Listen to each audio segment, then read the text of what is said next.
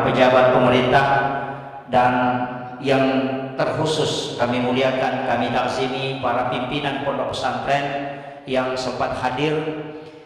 Alhamdulillah, pada pagi hari ini kita dipertemukan di tempat yang insya Allah tempat ini adalah tempat yang sangat barakah, karena di tempat inilah anak-anak kita dididik. Dan acara ini sebenarnya mengantarkan kita kepada sesuatu yang sangat bernilai luar biasa, yakni acara haul Sayyidi Syekh Muhammad Said Tajul Khalwati Ibnu Syekh Muhammad Yunus bil masyhur, kita panggil beliau Puang Muhammad. Saya melihat foto beliau itu sangat bersih, tatapan beliau itu seakan-akan beliau itu selalu ada bersama kita. Maka saya sampaikan kepada anak-anakku yang di pondok pesantren ini, harus setiap waktu kita menyambung energi dengan mursyid kita, jangan pernah terputus dengan mengirimkan suratul Fatihah secara khusus, karena para wali-wali Allah itu adalah energi. Makanya ketika kita menyambung energi ke sana, maka kita akan diberikan nur, karena para wali-wali Allah itu memiliki cahaya. Dan ketika kita tersambung ke situ, maka insya Allah itu tidak susah hidup kita.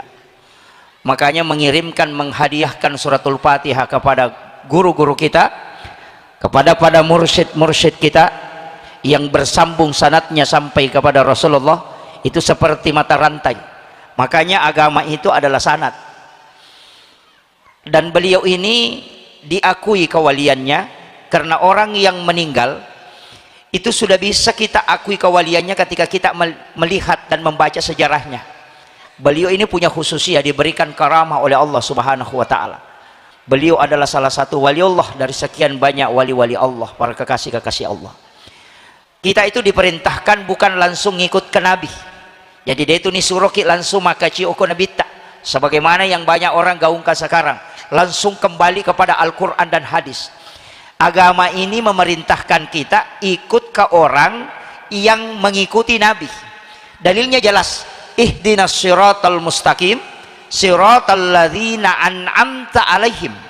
Di situ tidak mengatakan siratan nabi, siratal rasul, tidak, atau siratal malaikah, tidak, tapi dia mengatakan siratal ladzina an'amta alaihim, jalannya orang-orang yang diberi nikmat oleh Allah. Jadi bukan jalannya para nabi.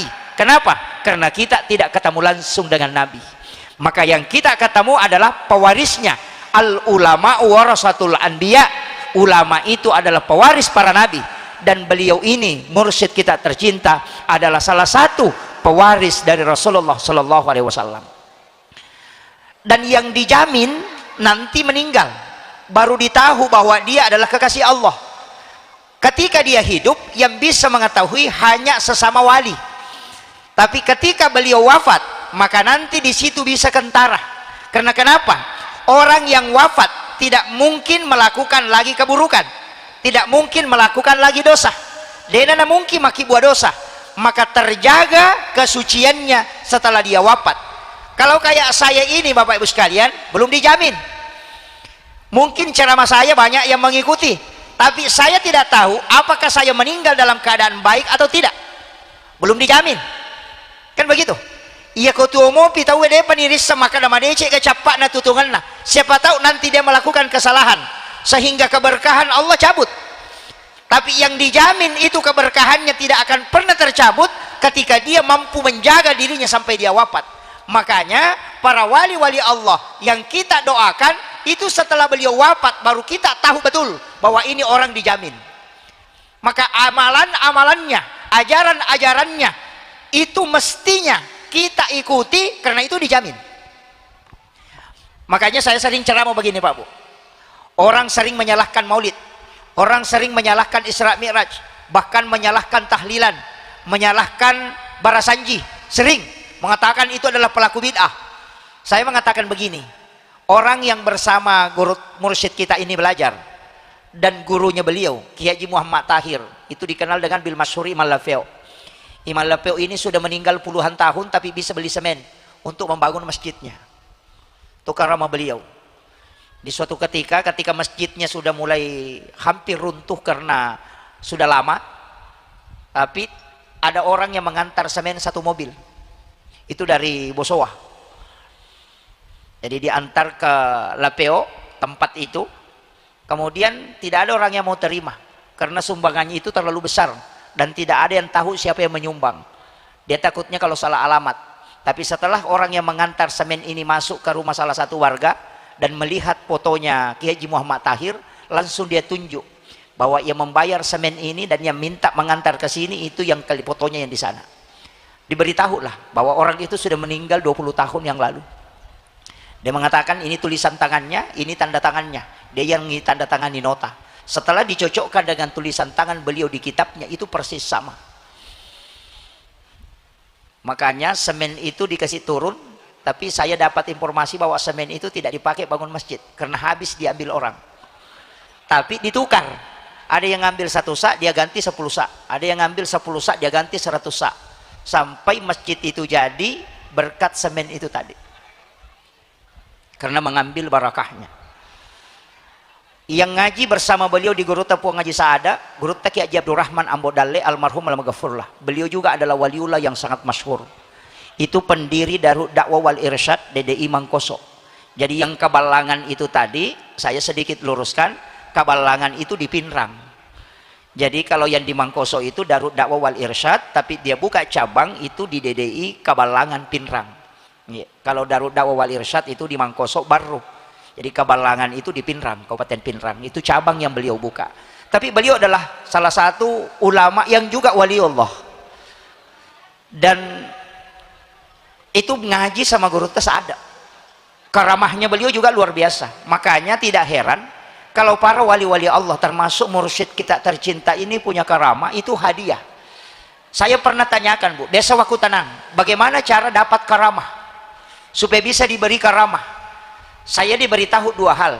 Yang pertama, kalau mendirikan pondok pesantren atau buka pengajian atau majelis, untuk dapat karamah salah satu jalurnya mesti ada salah satu muridmu yang jadi kiai. Kalau sudah ada muridnya jadi ulama, maka akan dihadiahkan karamah. Jadi kalau belum ada muridnya jadi ulama, itu belum bisa dikasih karamah itu.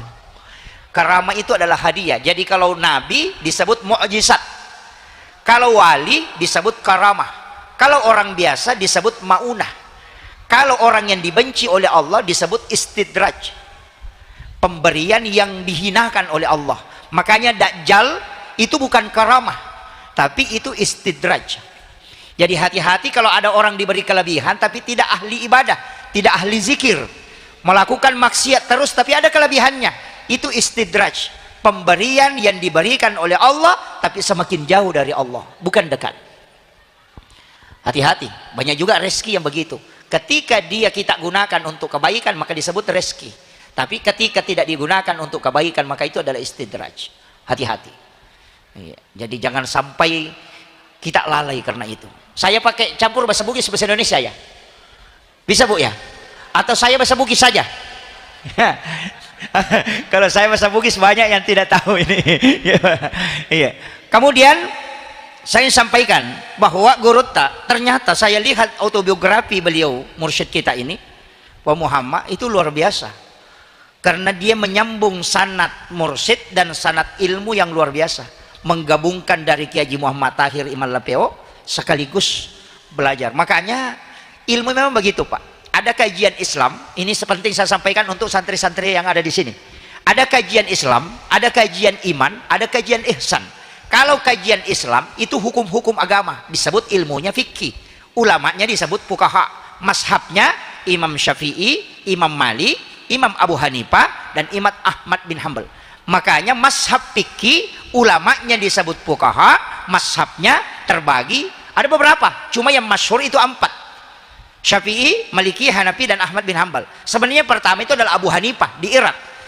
Tahun 80 Hijrah, berarti 70 tahun meninggalnya Nabi baru lahir. Kemudian setelah itu ada Imam Malik, ada Imam Syafi'i, dan Ahmad bin Hanbal. Yang belakangan Imam Az-Zahiri, nanti masuk ke mazhab Syiah. Nah, di sini berbicara tentang hukum. Kalau mau belajar sah tidaknya sholat, belajar sama ini 4 mazhab ini.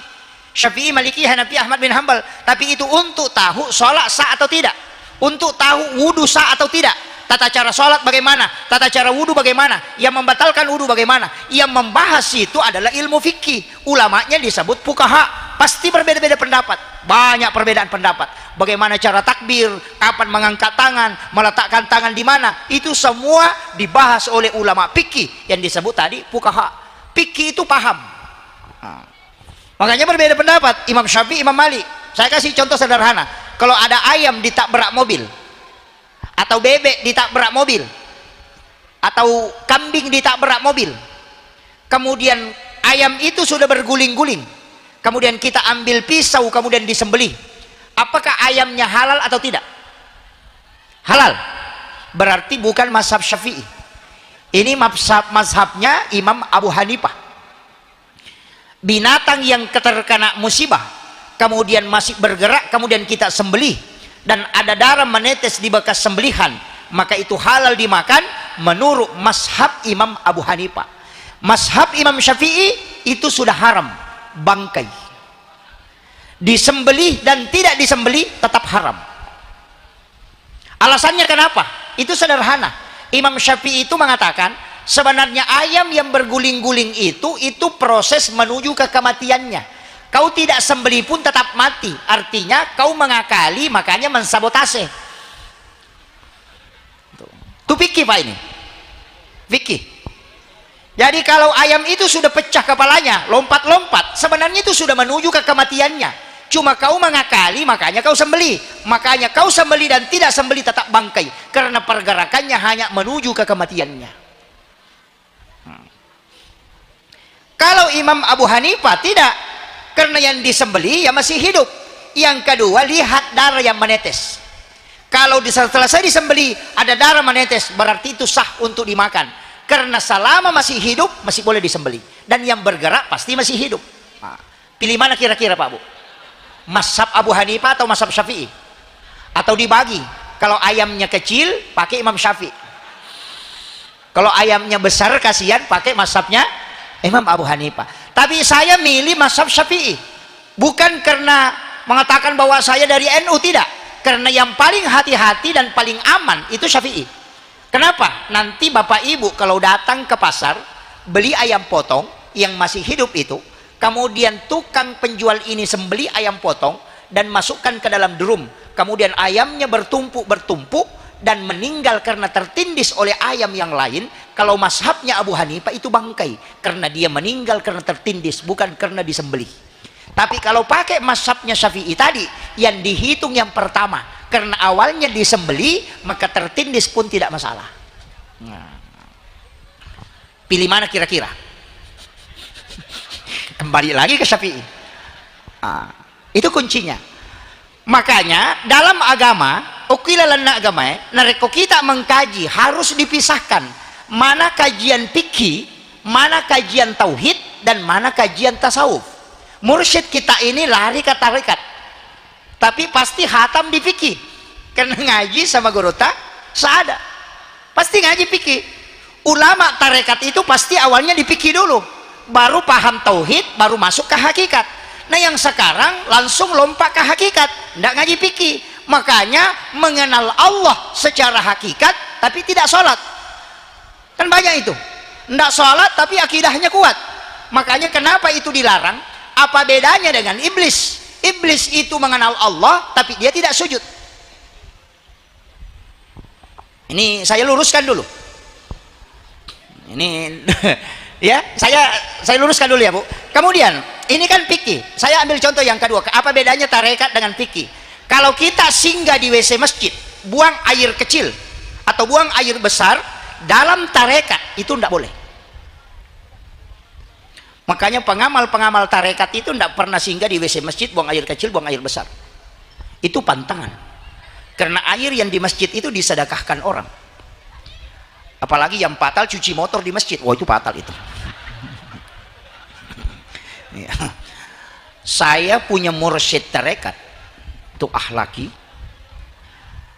Kalau dia dari rumahnya itu sandal yang dia pakai dari rumahnya, ketika mau masuk ke pekarangan masjid dia buka, dia simpan di luar. Nanti dia jalan di pekarangan masjid itu ndak bawa sandalnya masuk, nanti keluar baru pakai lagi sandal itu di luar, baru dia pakai ke rumahnya. Saya pernah tanya, Bang, kenapa sandal yang kita pakai dari rumah itu ndak masuk ke pekarangan masjid? Apa jawaban dia? Nah, itu tanah timbunan masjid, itu sedekahnya orang. Saya takut kalau tanahnya melekat di alas sandal saya kemudian saya bawa pulang ke rumah, itu saya tidak berani pertanggungjawabkan di hadapan Allah. Itu saking hati-hatinya Pak. Kalau kita atapnya masjid dibawa pulang, kadang-kadang kan gitu. Jangankan tanah timbunan yang melekat di alas sandal itu ditakuti, ya jendelanya masjid biasa dibawa pulang ke rumah. Ini jadi masalah. Tapi beliau itu memang sangat hati-hati, makanya saya bilang mursyid-mursyid itu terjaga betul. Kemudian saya ingin sampaikan, tadi kalau singgah di WC masjid itu kalau tarekat tidak boleh. Kalau fikih, kita buka di kitabnya Imam Syafi'i dalam kitab Al-Um, boleh singgah di WC masjid untuk buang air kecil, buang air besar, cuma hukumnya makruh. Untuk menyelamatkan diri supaya tidak melakukan yang makruh, maka sebelum tinggalkan masjid, WC masjid, berwudu dulu. Itu dalam fikih. Jadi ya kalau pangi ke WC nama sigi buang air kecil, jenne ki jolok na pemadde. Karena buang air kecil di WC masjid itu makruh. Ketika berwudu itu sunnah, maka tinggalkan kemakruhannya karena ibadah sunnah yang kita lakukan. Itu menyelamatkan itu. Itu kalau dalam fikih, ini dalam fikih ya. Kajian yang kedua, kalau kita masuk ke tauhid, kan ini ulamanya tadi disebut fuqaha, mazhabnya Syafi'i, Maliki, Hanafi, Ahmad bin Hambal. Kalau naik satu tingkat itu disebut kajian tauhid. Ulamanya disebut murabbi, beda. Kalau tadi disebut fuqaha, kalau yang masuk kajian tauhid disebut murabbi, ilmunya teologi. Mazhabnya Mu'tazilah, Jabariyah, Qadariyah, Sunni, Syiah, Ahlus Sunnah wal Jamaah. Itu mazhabnya. Tadi mazhabnya ini Syafi'i, kalau yang mazhabnya tauhid itu Mu'tazilah. Nanti di sini kan berbeda. Nanti mengatakan Allah itu ada di atas, di aras, bersemayam di atas aras. Jadi Allah itu tempatnya di aras. Ada yang mengatakan tidak, Allah itu tidak di situ. Makanya ketika Nabi melaksanakan Isra Mi'raj, Nabi naik ke Sidratil Muntaha sampai ke alam istawa, kemudian dia melihat Allah. Dari yang lain selain Ahlus Sunnah wal Jamaah mengatakan berarti Allah ada di situ karena Nabi melihat Allah di situ. Yang kita pahami di Ahlus Sunnah tidak, bahwa Allah tidak di situ, dia masih jauh, bukan di alam istawa. Bagaimana cara memahami? Kalau saya mengatakan begini, saya naik ke lantai 2 masjid, dari lantai 2 saya naik ke loteng, dari loteng kemudian saya naik ke menara, di menara saya melihat matahari, atau di menara saya melihat bulan. Apakah bulan ada di menara? Tidak, itu masih jauh. Tapi nanti bisa melihat bulan kalau di menara. Nabi naik ke alam istawa, baru di situ dia melihat Allah. Apakah Allah di situ? Tidak, dia masih jauh dari situ. Begitu cara memahami di Ahlus Sunnah. Tapi dia mengatakan memang Allah duduk di situ. Wah, itulah yang menganggap bahwa Allah itu istiwa itu duduk. Ini itu tauhid. Nanti baru-baru itu Pak. Di sini banyak orang campur-campur. Kajian tauhid, kajian tasawuf. Kajian tasawuf dikasih turun ke tauhid. Nanti fikih ditarik ke tauhid. Makanya banyak yang salah. Ketika kemarin ada ceramah mengatakan hormat kepada bendera merah putih, musyrik. Kenapa? Karena menyembah selain Allah. Itu karena contoh tasawuf, adab ditarik ke tauhid. Sungkaman dengan orang tua, musyrik. Karena sujud selain kepada Allah. Oh, itu fatal itu. Karena contoh adab ditarik ke tauhid. Fatal itu. Kalau itu mau dipakai Pak, semua musyrik. Bawa proposal ke Pak Bupati, musyrik juga karena mengharap rezeki selain daripada Allah. Iya. Makan obat itu juga musyrik karena dia bilang sembuh gara-gara penyakit, obat dimakan. Makan nasi kenyang berarti musyrik juga itu. Karena dia menganggap kenyang karena gara-gara nasi, bukan karena Allah. Musyrik semua itu. Bawa ATM juga musyrik itu. Karena bisa dapat rezeki hanya memasukkan uang ke dalam ini. Itu musyrik semua itu Pak. Kalau dipahami bahwa semua yang memberi manfaat, makanya orang tua kita dulu itu pakai cincin, pakai keris, itu tidak pernah terpengaruh akidahnya, karena dia mengatakan semua ini benda Allah yang mengadakan dan tidak mungkin ada sesuatu yang tidak punya manfaat, tapi manfaatnya Allah yang memberikan, ini hanya pengantar.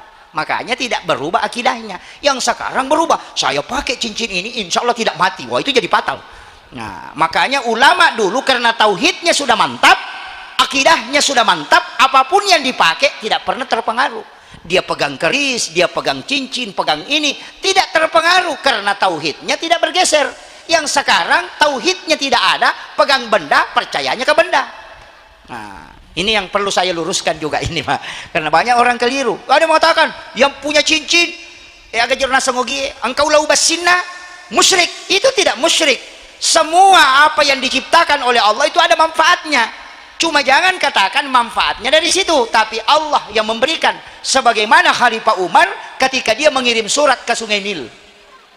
Coba, Khalifah Umar itu hebatnya kalau pemimpin hebat, Bu. Pemimpin jujur itu dia kirim surat ke Sungai Nil. Jadi dia tulis surat, wahai Sungai Nil, saya dapat informasi bahwa engkau tidak mengalirkan lagi air, airmu surut, padahal masyarakat membutuhkan airmu. Maka jika engkau mengalirkan air karena dirimu, maka aku mohon jangan kau mengalirkan air. Tapi jika engkau mengalirkan air karena izin Allah, maka kami akan memohon kepada Allah agar air itu mengalir. Maka surat itu dilemparkan ke Sungai Nil, langsung muncul airnya kembali. Itu hebatnya pemimpin, Pak, kalau jujur. Kalau pemimpin tidak jujur, air sumur ada hilang.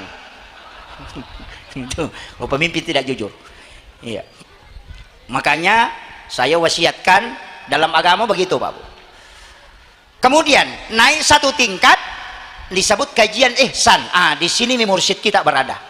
Ihsan itu masuk dalam tarekat. Mazhabnya ada Khalwatiyah Sammam, ada Khalwatiyah Yusufiyah, ada Saktari, ada Ahlaki, ada Kadiri. Di situ mazhab. Ulamanya disebut mursyid. Jadi bukan murabbi, tapi disebut mursyid. Dari kata irsyad. Itu tidak mudah. Kalau ulama fikih, hukum-hukum. Kalau ulama tauhid, akidah. Kalau ulama tarekat, mursyid, itu akhlak. Makanya orang tasawuf itu bilang begini, kalau wudumu pernah kau pakai berbohong, maka jangan pakai sholat, karena itu sudah kotor. Itu tarekat. Jadi kalau kita sudah berwudu untuk sholat maghrib, kemudian nonton di TikTok, ada orang goyang-goyang begini, perempuan, itu sudah kotor wudunya, jangan pakai lagi sholat. Wudu yang sudah dipakai berbohong tidak boleh dipakai sholat, karena wudu itu at-tuhur, bukan an-nadhafah. Kebersihan itu kan an-nadhafah, at-tuhuru, at-tazkiyah, az-zakah. Kalau an-nadhafah sampai yang kelihatan, kotoran yang nampak. Kalau at-tuhuru hakiki, makanya wudu itu apanya yang dibersihkan. Makanya wudu itu bukan membersihkan, tapi mensucikan. Makanya orang yang ada wudu kena najis itu tidak batal wudunya. Kita sudah berwudu injak tai ayam, itu wudu tidak batal. Ada orang salah paham, kalau sudah berwudu injak tai ayam batal wudunya. Itu tidak. Cuma tidak boleh sholat karena kita mutanajis. Jadi kalau sudah berwudu injak tai ayam, bersihkan najisnya, tidak usah wudu kembali. Kan gitu. Nah, banyak salah paham, kalau sudah injak tai ayam, tidak bisa lagi sholat. Ya memang tidak bisa sholat karena kita mutanajis, tapi tidak batal wudu. Nah, yang membatalkan wudu itu menyentuh kemaluan tanpa pelapis. Itu pun dua versi. Karena Nabi ada yang tanya, ada Arab Badui, itu orang Arab dari gunung, turun ke Nabi, tanya, ya Rasul, kalau kami sudah berwudu kemudian menyentuh kemaluan tanpa pelapis, kemudian kami ingin sholat, apakah kami harus berwudu kembali? Nabi mengatakan tidak usah, karena yang kau sentuh itu sama dengan anggota tubuh yang lain. Inilah yang dipakai oleh Imam Abu Hanifah. Tapi dalam ilmu mustalah al-hadis, 29 hari kemudian ada 3 anak muda mendatangi Rasulullah dengan pertanyaan yang sama. Wahai Rasulullah, kalau kami sudah berwudu kemudian menyentuh kemaluan tanpa pelapis, kemudian kami ingin sholat, apakah kami harus berwudu? Apa kata Nabi? Berwudu kalian semua. Pertanyaannya sama, jawabannya beda. Nah, disinilah dipakai kaidah hukum.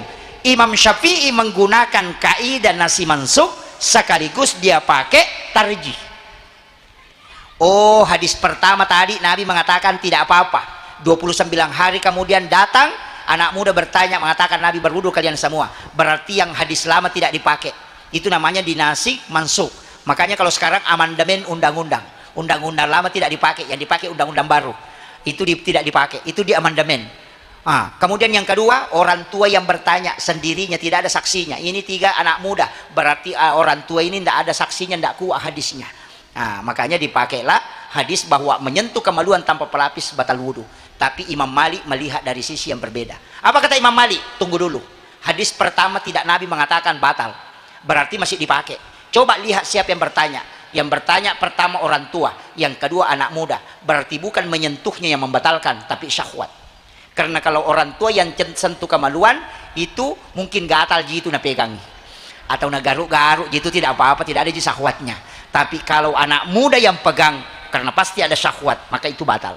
Sehingga dia mengatakan bukan menyentuhnya menyebabkan batal, tapi syahwat ketika menyentuhnya. Nah, itu sama-sama hadisnya tapi beda pendapat. Itu fikihnya. Nah, tapi kalau dalam tasawuf, oh enggak bisa. Sama Pak kalau singgah di warung. Ulama sufi itu kalau singgah di warung pasti dia bayar dulu baru makan. Iya. Karena makanan yang kita makan tanpa dibayar itu bisa dihukumi haram. Hati-hati Pak. Makanya di KFC itu kalau kita masuk di KFC bayar dulu baru makan. Yahudi pakai metode tasawuf. Kalau kita nanti kenyang tusuk gigi baru tanya berapa mas. Nah, bagaimana kira-kira kalau kita sementara makan kemudian kita meninggal, nah makanan itu tidak terbayarkan, maka disitulah memasukkan makanan yang tidak suci dalam diri kita. Nabi itu tidak memakan sesuatu kecuali itu sudah betul-betul menjadi miliknya.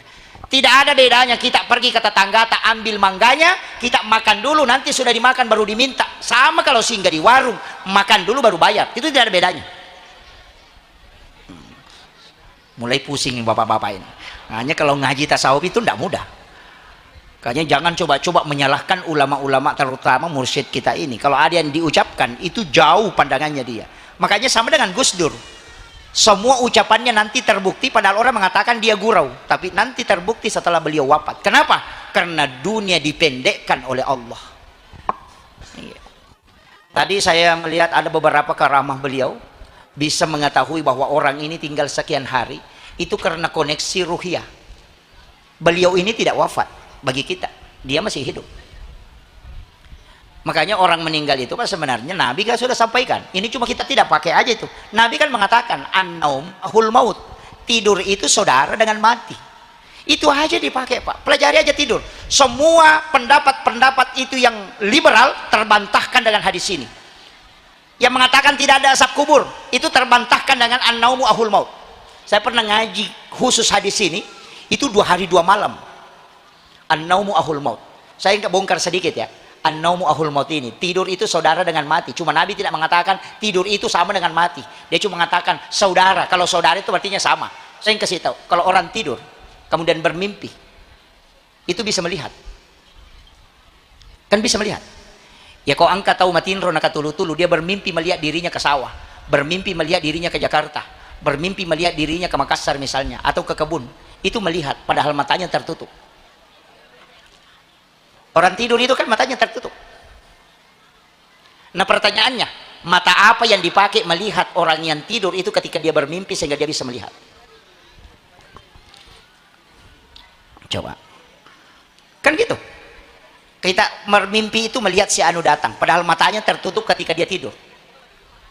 Mata apa? Dia mengatakan itu mata batin. Bukan. Mata batin itu berfungsi ketika orang terjaga. Tapi ketika orang tidur itu tidak. Itu yang disebut dengan ruh idafi. Ini pula lah yang terus berjalan ke kiri kemana. Kadang itu Pak Bu, saya kasih tahu supaya saya bongkar sedikit hakikat tasawuf ini, supaya nanti kita larinya ke situ. Biasa ada kampung kita masuki, apakah pergi acara pesta pernikahan atau apa, kita biasa mengatakan kayaknya saya pernah bermimpi ke sini. Ya, kan biasa begitu. Atau ada sesuatu di kerjaan kagak jama maka daki samana sa di biasa ketulu-tulu ya gagay. Biasa begitu. Sebenarnya itu idafi yang sudah sampai ke situ, jasad kita belakangan datang. Kalau orang bongkar itu, tembus itu Pak. Itu ilmu kasyaf menggunakan lipatan bumi. Tapi saya tidak bongkar ke situ dulu. Nanti saya kasih tahu. Nanti kan ada jalurnya. Kemudian orang tidur kalau mimpi disiksa itu merasakan sakit. Mimpi dikejar anjing. Oh bangun, ngos-ngosan, keringatan. Padahal dia tidak lari. Itu ibarat siksaan kubur yang jasadnya tidak disentuh tapi merasakan sakit. Itu yang banyak orang tidak pelajari di situ Pak. Jadi orang mengatakan tidak ada azab kubur itu karena tidak paham ilmu itu. Kemudian, ini intinya. Orang bermimpi bolak-balik ke Jakarta, padahal dia cuma tidur 10 menit. Perjalanan singkat, dia bisa ke Jakarta, dia bisa ke Makassar, melihat dirinya di Jakarta keliling, pulang, padahal dia cuma tidurnya 10 menit. Bahkan biasa bermimpi di beberapa tempat, nah lihat dirinya di Jakarta, kemudian bermimpi lagi, nah lihat dirinya ke Makassar, padahal tidurnya 10 menit. Kalau dia baru berjalan normal, tidak mungkin bisa sampai. Tapi karena ruhnya yang diperjalankan, maka dia bisa kemanapun, tapi waktunya lama. Dia rasakan lama di sana, padahal dia cuma duduk atau dia cuma tidur 10 menit saja. Bagaimana? Waktu di alam mimpi yang begitu singkat, ketika ditarik ke alam lahiriah itu begitu lama. Begitulah ulama kita. Kenapa dia bisa mengatakan seperti Guru Taqi Abdul Rahman Ambonale? Apa yang dia bilang?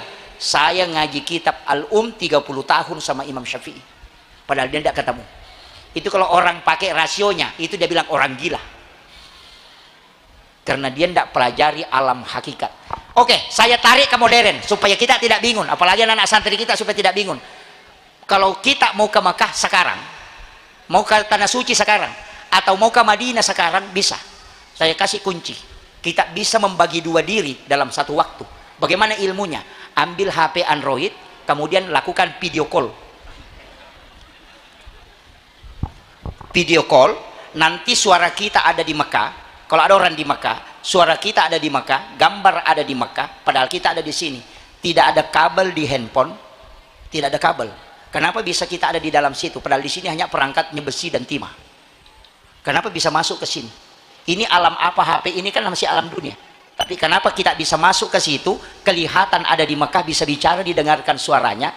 Itu tadi yang dilakukan oleh mursyid kita ketika dia berjalan melarang orang yang ikut dengannya itu ngomong, dan ketika dia melihat sesuatu.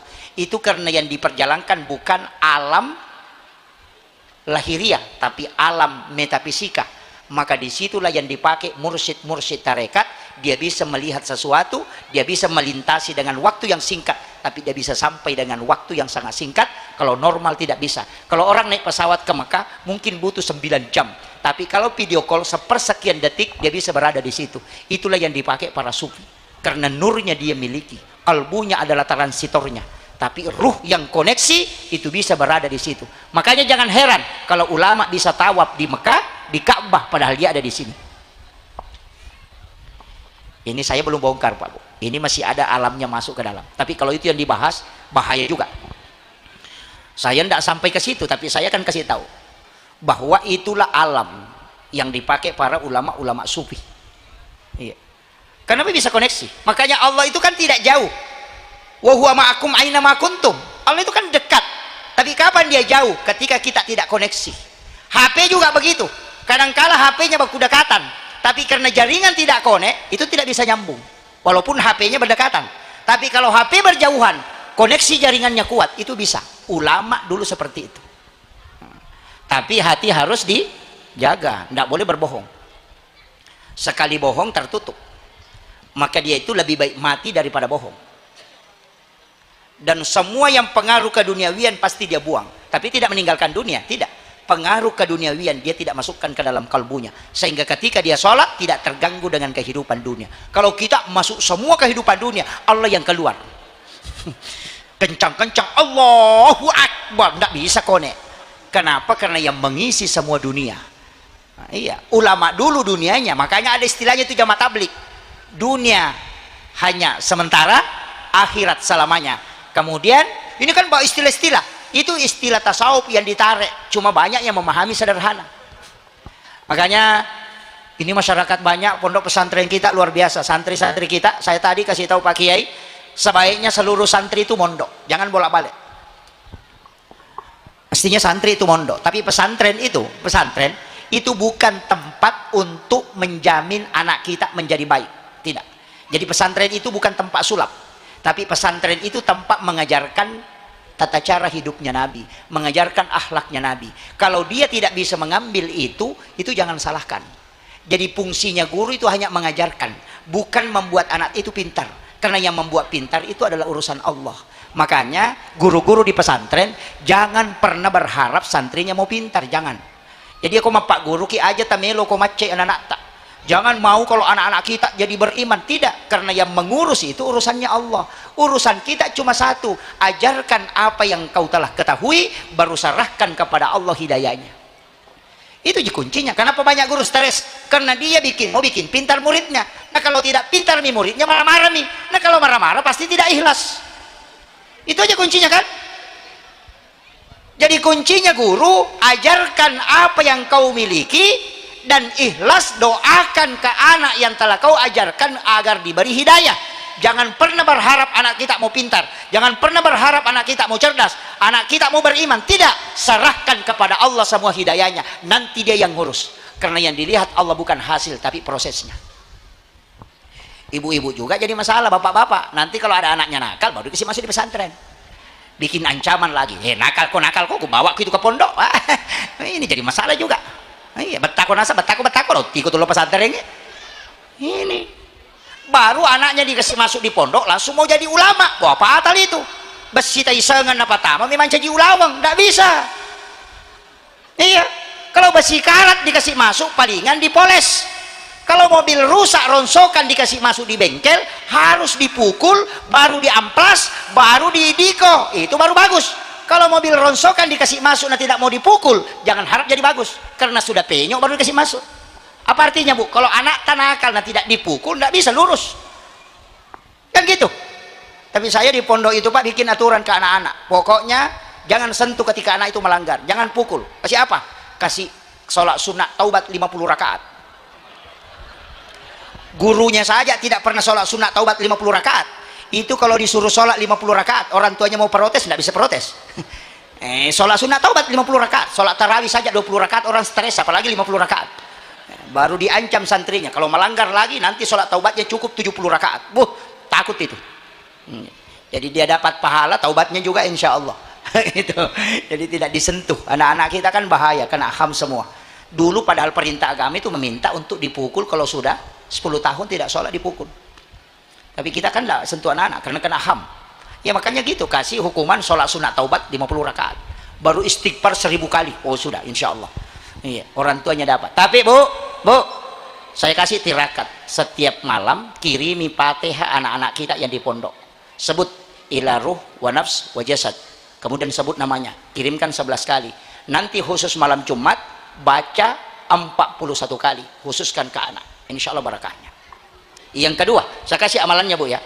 Yang kedua, puasa Senin Kamis kalau mampu. Insya Allah itu tirakat supaya anak kita barakah ilmunya. Yang ketiga, kalau ada guru di sini yang kita senangi betul karena ilmunya, karena dia hebat, maka sedekahi dia setiap hari Jumat. Sedekah di masjid tapi niatkan pahalanya untuk gurunya itu. Maka ilmu itu, ilmu barakahnya akan pindah ke anak. Makanya Imam Syafi'i itu ketika ditanya bagaimana kau bisa menghafal semua kitab-kitab para gurumu, apa jawabannya? Karena saya mensedekahkan guruku setiap hari Jumat, yang saya kagumi itu saya sedekahkan sehingga ilmunya bisa saya ambil. Tas sumbangan tapi ternyata untuk ini, ternyata kan pahala lo ku guruna. Iya, ada kiai di sini mengajar gurunya, itu yang kita sedekahkan. Karena masalah memang juga orang tuanya anak-anak banyak pak. Kita yang didik anak-anaknya, kita yang ajar setiap malam, bikin pintar, sekalinya sedekah ke orang lain. Bukan ke gurunya. Mestinya itu kalau datang jenguk anak, tak sedekah guruna. Doakan, minta didoakan. Gurunya itu tidak mungkin minta. Jangan di luar sedekah. Masa tahu mewai anak tak, lena pada cengeng anak tak, bimbingan anak tak untuk menjadi orang baik. Baru orang yang disedekahi. Coba pikirkan. Sama aja pembimbing haji, dia yang selalu ajarkan doanya labbaik Allahumma labbaik. Sekalinya jamaah haji menyumbang ke orang Pakistan. Stres pembimbingnya itu. Iya kan? Kan banyak begitu. Saya kasih tahu. Ini pondok pesantren, di sini dibangun bangunan yang kokoh. Jangan sampai cahaya ini redup di tempat ini. Nurnya mursyid kita masih ada di sini.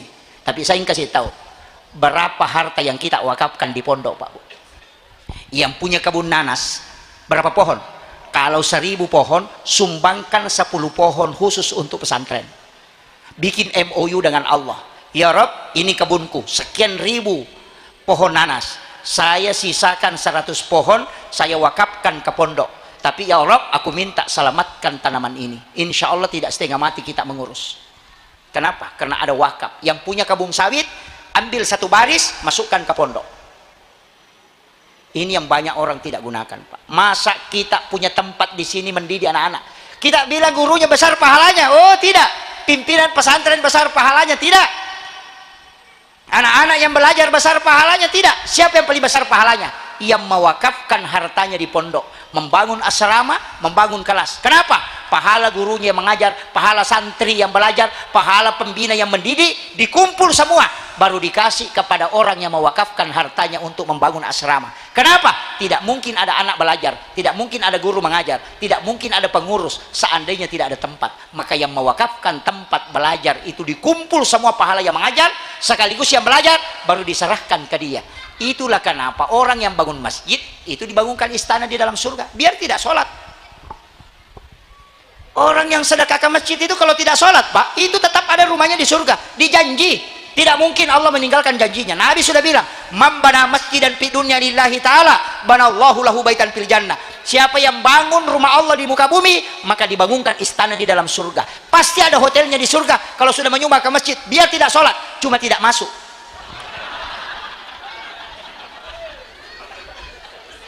Iya pastilah. Makanya dikasih tahu dibangunkan istana, bukan dibilang masuk surga. Kan gitu. Sama aja orang yang sogok dengan orang menyogok tidak berdosa itu. Coba cari. Adakah hadis yang mengatakan orang disogok dan menyogok berdosa? Tidak ada. Makanya kalau ada bupati menyogok, ada wali kota menyogok, ada camat menyogok, ada kepala desa menyogok, tidak berdosa. Yang ambil sogokan tidak berdosa juga. Hadisnya cuma bilang ar-rasi wal murtasi finar, yang disogok dan menyogok keduanya masuk neraka. Itu sih. Tidak berdosa.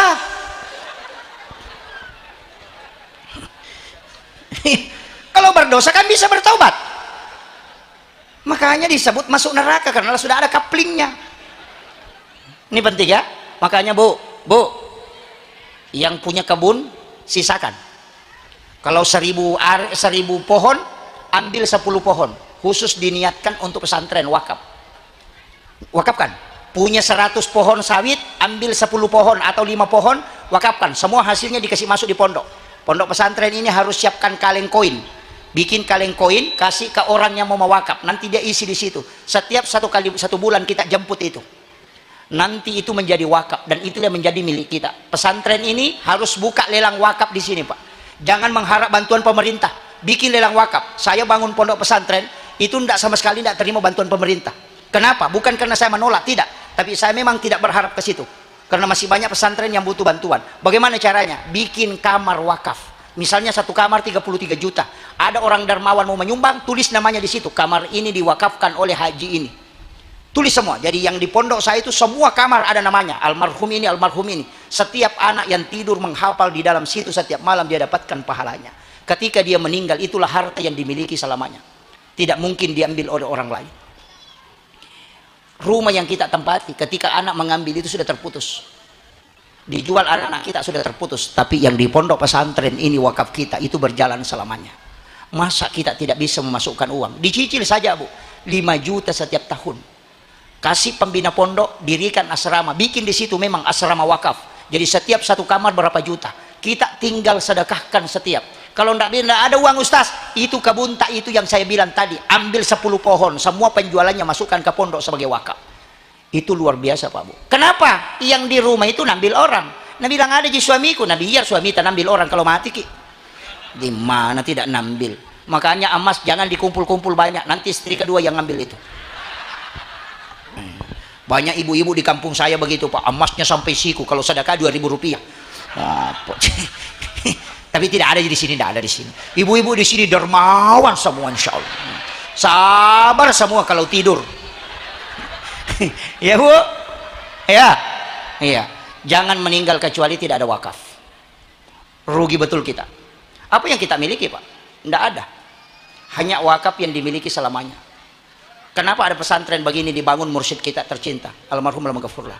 Itu karena ingin melihat masyarakat masuk ke dalam surga. Ingin melihat masyarakatnya selamat. Kenapa ada dipotong sekian rupiah dulu katanya itu dipotong ketika ada penghasilan kebun dipotong sekian rupiah diambil. Itu supaya masyarakat itu selamat. Bu,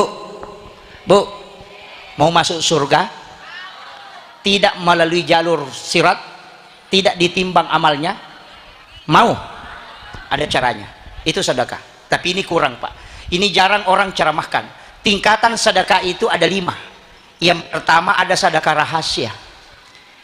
Sedekah rahasia ini yang paling tinggi. Kalau ibu bapak punya penyakit seperti kanker, dokter sudah angkat tangan. Atau ada penyakit yang tidak bisa ditemukan oleh dokter, pakai jalur ini tadi, sedekah rahasia. Di dalam satu riwayat Rasulullah menyampaikan bahwa ada orang nanti baru berjalan menuju kepada mahsyar, itu sudah dijemput oleh malaikat, dibawa ke ila rafiqil a'la, tidak dibawa ke mizanullah, tidak ditimbang amalnya, apalagi lewat titian siratal mustaqim, itu tidak, karena baru berjalan menuju kepada mahsyar sudah dijemput. Siapa dia? Rasulullah mengatakan orang yang bersedekah tapi dia tidak tahu siapa yang disedekahi, dan yang disedekahi pun tidak tahu siapa yang mensedekahi. Ini penting saya sampaikan. Itu tidak dibawa kepada mahsyar, baru jalan menuju kepada mahsyar itu sudah dijemput, dibawa ke ila rafiqil a'la, di tempat yang sangat tinggi. Allah nyuruh malaikatnya, hai malaikat, itu fulan bin fulan, ambilkan sebelum dia ke sana, bawa ke sini. Coba, itu hadis sahih. Bagaimana caranya? Ibu bapak tanya ke pembina di sini pondok, adakah anak yatim piatu di sini? Adakah anak fakir miskin di sini? Kalau mengatakan ada, kasih tahu nih. Nggak usah kasih tahu saya namanya, jangan perlihatkan saya fotonya, orangnya nggak usah ketemu dengan saya. Tapi anak itu juga jangan kasih tahu kalau saya yang membantunya. Itulah yang dimaksud Nabi, yang sedekah tidak tahu siapa yang disedekahi, yang bersedekah pun, yang disedekahi pun tidak tahu siapa yang mensedekahi. Jadi tahu mas sumbangnya dia nisangi makadani karena sumbang, tahu isumbangnya dia tahu nisangi makadani karena sumbang. Bayarkan kantingnya anak-anak kita itu tanpa memberitahunya bahwa saya yang membantu. Nanti ketika anak itu selesai sekolah di sini, kita ketemu di luar, kita tidak pernah tahu bahwa kita yang membantunya. Dia pun tidak pernah tahu kalau kita yang membantunya. Nanti orang seperti ini, kata Nabi, baru berjalan kepada mahsyar sudah dijemput oleh Allah, dibawa ke ila rafiqil a'la. Tapi kalau yang ngumpul anak yatim, dijejer di atas panggung, baru dikasih amplop, baru disoting, itu masih di blender. Nggak langsung itu. Saya kasih tahu memang. Itu belum langsung itu. Makanya kalau mau rahasia pakai jalur itu. Datang ke pembina, tanyakan, ada anak yatim? Ada. Nggak usah kasih tahu saya namanya, nggak usah kasih tahu orangnya. Nanti saya yang bantu untuk bayarkan pembayarannya sampai selesai. Nggak usah ketemu dengan siapa. Yang kedua, manfaatnya apa? Ketika ibu kena penyakit, ada masalah yang tidak bisa diselesaikan, sholat sunnah hajat 2 rakaat, baru minta kepada Allah, puang, talengak barakak na ya pakasiwe ku tapalapa ka apolo ko masalah, itu langsung dicabut. Itulah yang disebut dengan bertawassul dengan amal soleh. Ini yang jarang orang miliki Pak, karena sedekah itu kan tingkatannya gitu, yang rahasia. Ada juga yang kedua, kalau tidak bisa pakai bayar begitu, tidak bisa pakai yang kedua. Bagaimana? Ada orang minta sumbangan, ambil uangnya, jangan lihat uang berapa, buka. Kalau ada orang minta sumbangan, kasih kunci tempat uang, ini kunci laci, silakan ambil uang di sana. Bisa sedekah begitu Bu? Hah? Ya kau tahu milau sumbangan, talik bani kunci ngonro dita. Ini kunci tempat uang, pikir mau ambil, ada di situ di dalam. Atau kita kasih pin ATM, bisa? Oh enggak bisa? Kalau enggak bisa pakai yang ketiga. Bagaimana caranya? Kalau ada orang minta sumbangan, buka laci, jangan lihat uang berapa, tutup mata, ambil 2-3 lembar, kemudian kasih ke orang yang minta itu tadi, jangan lihat uang berapa. Itu hadis qudsi. Allah mengatakan, siapa hambaku memberikan kepadaku dia tidak menghitungnya, maka aku pun akan membalasnya dengan tidak menghitungnya pula. Nah, bisa kira-kira? Makanya kalau lewat celengan, kumpul uang di saku, ambil 1-2 lembar, masukkan ke celengan, jangan lihat uang berapa. Kalau kita kadang bolak-balik, ditarik uang 100, didorong lagi masuk. Nah, asal salah cabut. Nah, ini kan jadi masalah. Sedekahnya 2.000 rupiah, uangnya juga uang kusut, kasih masuk, lalu tukar gitu panitia. Nah, baru mintanya besar-besar. Ini penting saya wasiatkan. Sedekah itu menolak bala. Makanya sedekah itu pancingan. Biasa memancing Bu toh? Biasa kita memancing. Biasa memancing orang di sini. Biasa. Kalau orang memancing itu nak kasih cacing di pancingan, itu cacing untuk ikan atau untuk kita? Untuk ikan. Kalau untuk ikan jangan pakai pancing, cacing saja dilempar.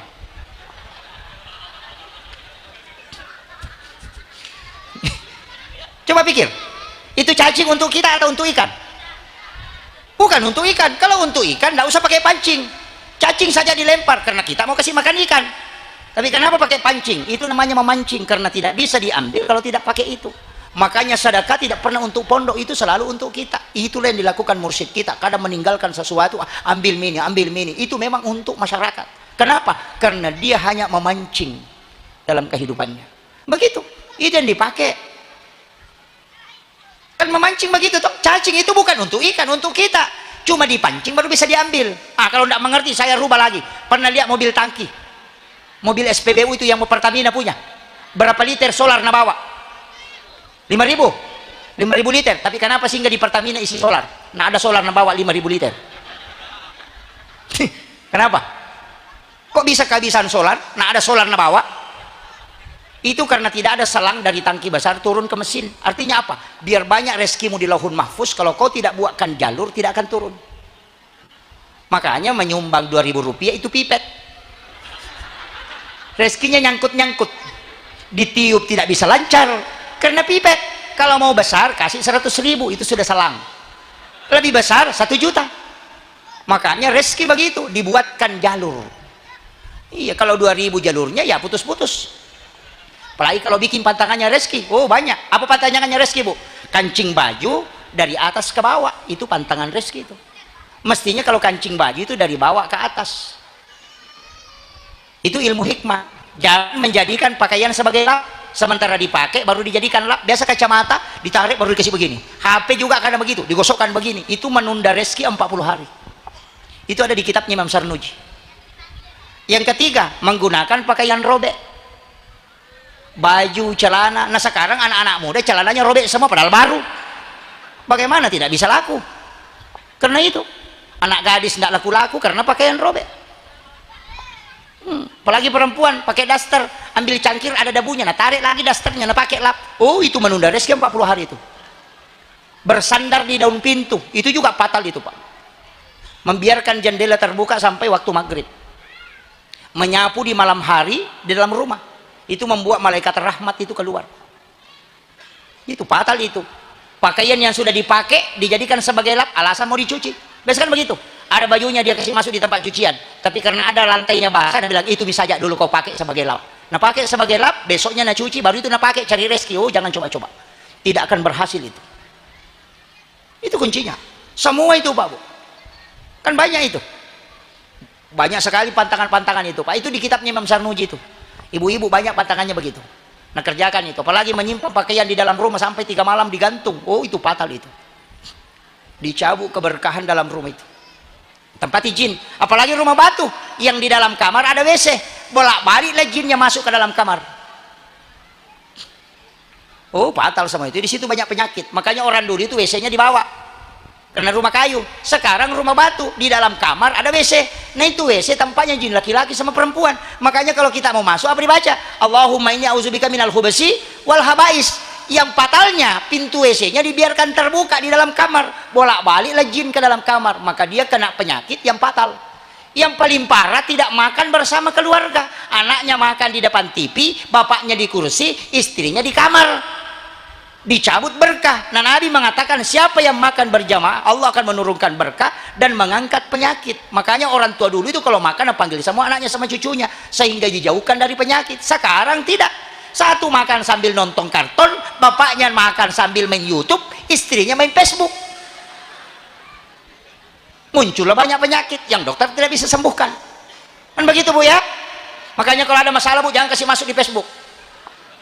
Bikin status aku menyesal. Apa menyesal? Baru bikin gambar lope-lope pecah. Ternyata kau begitu, tidak seperti dulu lagi. Seandainya katanya kau tahu memang tidak bakalan, padahal 5 cucunya. Nah ada di sini, ada. Jangan bikin status di Facebook. Tidak ada penyelesaian di Facebook. Kalau bilang ada penyelesaian Ustaz, mana? Tambah parah gitu. Bikin status aku menyesal, langsung ada duda di bawah. Sabar saya. Begitu Bu ya? Iya. Tidak ada penyesalan. Coba kalau kita mau buktikan, pulang nanti Bu bikin status. Mohon maaf sahabat FB, saya punya utang 300.000, mendesak mau dibayar. Adakah yang bisa bantu? Baru di-share. Pasti dibawa, tidak ada minta nomor rekening. Apa yang dia bilang? Up. Itu bilang apa gunanya up. Tidak ada. Itu tandanya Facebook tidak menyelesaikan masalah. Nah, banyak orang sekarang itu di situ. Media, jam berapa tidur Facebook, Bu? Bu, Facebook tidurnya jam berapa? Tidak ada. Iya, 24 jam terbuka. Makanya kalau kita tidak tutup, komunikasi keluarga hilang. Ini yang sering saya sampaikan ke anak-anak saya. Nah, ketika saya di rumah, tinggalkan itu. Kita bicara, kita duduk makan bersama. Jadikan momen ini mungkin adalah momen terakhir kita bersama. Ini yang kadang orang tidak syukuri. Ketika bersama suaminya, sama anak-anaknya, tidak pernah bersama. Coba kita kumpulkan anak-anak kita, duduk makan bersama. Jadikan, katakan ke anak-anak kita, mungkin ini momen terakhir kita bersama makan bersama anak-anak. Ini yang tidak kita syukuri, Pak. Kenapa banyak anak-anak tidak mau dinasehati? Karena dia hidup dengan Facebook, hidup dengan game. Orang tuanya nasihati marah-marah karena merasa terganggu, sehingga banyak anak melupakan orang tua. Iya, jangan salahkan, karena memang tidak ada ikatan emosional. Tidak sama orang tua dulu ngomong sama anaknya, sekarang tidak ada yang ngomong. Bahkan suami istri, oh kau ni ranjangnya ma Facebook materu, nggak tahu ni mak game, ngantuk masing-masing tidur, tidak pernah baku ngomong, padahal dia satu rumah. Itu yang terjadi sekarang. Apalagi kalau pejabat, setiap hari di kantor, pulang ke rumah, makanya banyak perceraian terjadi. Hati-hati, Bu, jaga suami tak baik-baik. Dulu itu orang cuma curi sandal, curi emas, sekarang banyak pencuri suami. Iya. Makanya saya ajarkan doa itu, bismillahi ala nafsi wa mali wa ahli. Baca doa itu 7 kali di waktu maghrib, 7 kali di waktu subuh, supaya Allah yang menjaga anak-anak kita, harta kita, dan diri kita. Baca 7 kali aja itu, Bu. Bismillahi ala nafsi wa mali wa ahli. Kalau mau tambah, bismillahi masya Allah la quwata illa billah. Itu diamalkan itu. Kalau tidak hafal, baca 2 ayat terakhir Quran surat Taubah, ayat Al-Husni. Itu ayat itu luar biasa, laqad ja'akum. Siapa yang membaca 7 kali di waktu maghrib, 7 kali di waktu subuh, itu dijaga betul itu, Pak. Bahkan dijauhkan dari musibah tiba-tiba. Kalau masih tidak bisa, kalau mau tidur baca basmalah 21 kali. Setiap di jari tangan itu ditutup bismillahirrahmanirrahim, bismillahirrahmanirrahim, bismillahirrahmanirrahim. Itu 10 di jari tangan, 10 di kaki, baru tekan di pusar 1 kali, supaya kita tidak kena musibah, termasuk pencurian, kiriman santet, kemudian rumahnya juga tidak akan terbakar. Bahkan rumah itu tidak akan kena banjir, kecuali dia bikin rumah di pinggir sungai. Iya. Itu basmalah ditutup itu. Tapi kalau tidak bisa, saya ijazahkan ke santri-santri sekaligus ke pembina pondok pesantren ini, saya ingin kasih tahu, ada satu salawat jangan tinggalkan, baca 1000 kali setiap hari. Setiap hari baca 1000, itu salawat Jibril. Termasuk pondok pesantren Lirboyo itu saya dapat informasi beliau itu membangun pondok dengan salawat Jibril. Itu pula yang saya pakai.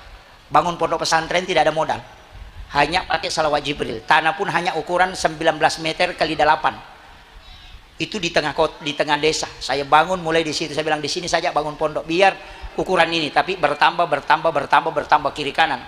Bahkan ada tanah saya minta beli mahal, dia tidak mau jual. Saya hanya kirimi salawat Jibril. Alhamdulillah 2 bulan dikasih cuma-cuma diwakafkan. Saya mengatakan di sini barakahnya. Bangunan yang di dalam pondok saya tidak pernah bangun, yang bangun itu orang lain.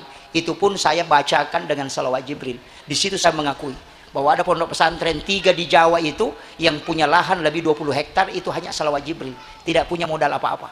Dan itulah yang saya ambil dari mursyidnya itu. Makanya saya jasahkan ke pembina, baca salawat Jibril 1000 kali setiap malam. Selain malam Jumat bisa dicicil, sholat subuh 200, sholat duhur 200, sholat asar 200, sholat maghrib 200, sholat isya 200, pas 1000. Tapi khusus malam Jumat jangan dicicil.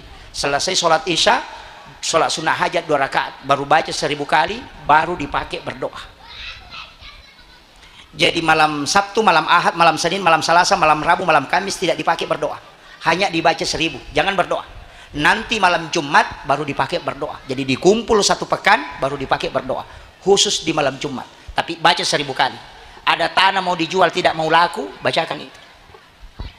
Ada rumah dibangun tidak mau jadi, bacakan itu. Ada masjid dibangun dan tersendak pembangunannya, bacakan itu. Rutinkan, imamnya disuruh bacakan, insya Allah jalan itu. Kita bangun rumah tidak mau jadi-jadi, itu dipakai. Kalau pondok pesantren dirintis, pakai itu, akan bertambah terus itu. Itu aja kuncinya. Kalau ada juga janda tidak mau laku-laku, baca juga itu. Iya, itu kuncinya. Salawat Jibril. Apa itu? Sallallahu ala Muhammad. Makanya bentuknya fi'il madhi, karena itu salawat ke nurnya Muhammad. Jadi kalau Allahumma sholli itu fi'il mudhari', karena jasadnya sudah dibuat. Nabi itu sudah dengan jasadnya, tapi sebelum jasadnya Nabi di alam rahasia, itu masih nurun Muhammad. Maka salawat ke dia itu disebut salawat Jibril. Makanya ketika orang mahlul qiyam bacanya itu sallallahu ala Muhammad. Itu penutup yang terakhir tadi saya katakan, bapak ibu bikin wakaf di pesantren ini, jangan meninggal kecuali ada wakafnya. Biar disisihkan uang bu 10.000, 1.000 saja. Saya kasih tahu, saya di NU Sidrap itu punya koin NU itu gampang sekali pak, 10.000 saja satu jamaah. Kalau 1.000 kaleng kita kasih ke 1.000 jamaah, 1.000 kaleng 10.000 saja isinya, berarti sudah 10 juta kan per bulan. Ini yang orang tidak hitung pak. Bayangkan, apalagi kalau 100.000, berarti sudah kena 100 juta. Coba, jadi satu orang tua santri, kalau 1.000 santri atau 500 santri, kita bagikan kok kaleng satu, 10.000 saja per bulan, itu sudah 10 juta. Coba, kalau 100.000, sisa uang belanja saja bu, dari pasar belanja, ada sisanya 2.000, masukkan ke kaleng, jangan dibuang. Uang koin 1.000 rupiah, masukkan ke kaleng. Dalam jangka 1 bulan, kalau isinya misalnya 10.000, nah 1.000 orang kita kasih kaleng, berarti 10 juta. Itu bisa bikin asrama 1 kamar setiap. Kalau 1.000, nah 100.000 isinya, berarti 100 juta. Nggak butuh bantuan dari umat ke umat. Itu barakahnya itu. Iya. Ini kan membayar anak-anak kita di sini. Nggak banyak sih bayarannya, berapa? 400.000 tadi. Ya, kantinnya. Itu 400.000 kali berapa?